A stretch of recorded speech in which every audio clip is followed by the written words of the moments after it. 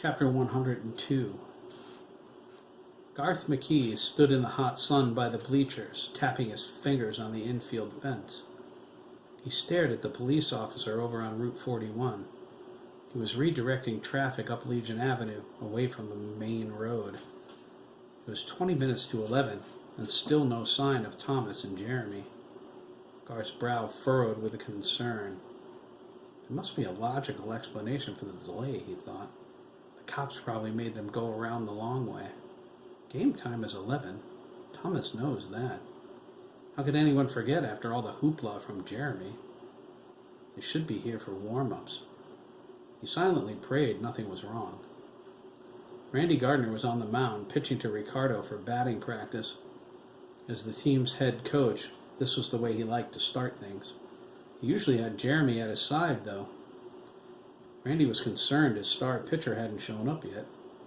It was bad enough Ian Sturgis was still at camp. Gary Rollins was playing right field to free Herman to take Ian's base. Randy hoped Max was on the ball in center today. Gary wasn't the greatest player.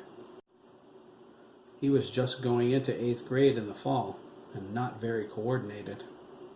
Randy hoped no one hit anything in his direction.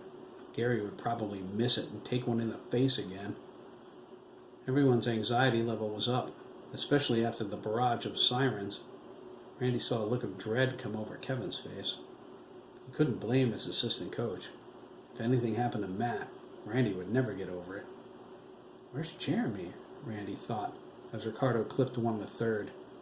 Billy Wild, his blonde curls bouncing, snagged it. His throw to Matt was right on target. Nice throw, Billy, Randy called. Thanks, Coach, Billy smiled. Randy would have to give the starting lineup to the umpire soon. Joey Krieger was his only other player since 2 8th graders were on vacation and a 9th grader was sick. Joey was okay at third, but Billy sucked in the outfield. He supposed he could start Herman at pitcher and try Joey at second, but he didn't want to. Herman was good, but Jeremy was an ace.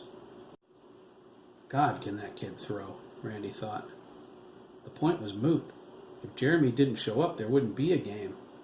All of his other players besides Gary and Joey were either on vacation or ill. There were no extras. Herman couldn't pitch 9 innings. Ian was the only other backup besides Roman Bober, and he was one of the kids on vacation. Dad, Matt called from first base. Yo, Randy called back, trying to sound cool. Matt shook his head. My father is such a geek. He looked toward Derek at shortstop. Derek rolled his eyes. Matt held his glove up and flipped him the bird from behind it. Derek chose that precise moment to flip down his sunshades and quickly adjust his cup. Where's Jeremy? Matt asked. I don't know, Randy replied. Jeremy's not here yet? Max called to Herman. Herman shrugged. Ricardo hit a shot out toward right field. Gary backed up, stumbling and cursing. Oh, nuts! Idiot! He cried. He's batting lefty! He caught it, but just barely. Randy scowled over at Kevin, who yelled, Gary! Watch out for lefty batters! No, duh, Gary mumbled. Wake up, Gary! Max called. You want another shot in the face like last year? He chuckled and thought, that was so funny. It was like whack! Lights out. Gary lay in the outfield like a sack of potatoes for 10 minutes. His black eyes were even worse than Dabney's. Gary scowled and threw the ball at him. Max fielded it cleanly, whipped it over to Derek, who relayed it to Matt over at first. You're out, Rollins, Matt exclaimed. Gary growled. Get in here, Rollins, Kevin called. You're up. Max yawned. Oh well, break time for me, he thought. Gary couldn't hit a ball out of the infield with a tennis racket. Matt looked at his watch. It was 1:45. Come on, Jeremy, he thought. He knew he should have talked Jeremy into coming earlier like he wanted, but the way he complained about his father never being free, they were probably making up for lost time. Matt nearly fainted when he heard the sirens. Visions of Todd O'Connor popped into his head. What we did last night was so stupid, Matt thought. What if Todd has us all arrested for beating him up? It could happen. Matt didn't think he was ever so angry as when Teddy finished talking. Now he only felt drained. Did the other guys feel that way too?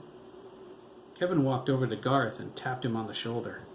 The old man jumped, but then smiled weakly. Kevin couldn't remember seeing him so nervous, and he'd known the McKees since he was a kid. Garth was his baseball coach back then, when Thomas used to pitch. Thomas had a killer fastball, but was always a quiet kid. Garth reminded him of Billy Martin. He was a fierce competitor. Kevin handed him a team hat. "Hey," Garth exclaimed, his smile wide. "Thanks a lot, kid." "No problem, Coach," Kevin replied, patting Garth on the back. Garth slipped on the cap. He was about to express his condolences for Kevin's loss when he glanced up and saw Amanda's light blue Oldsmobile Cutlass pulling into the park. He was glad to see she changed her mind about coming to the game.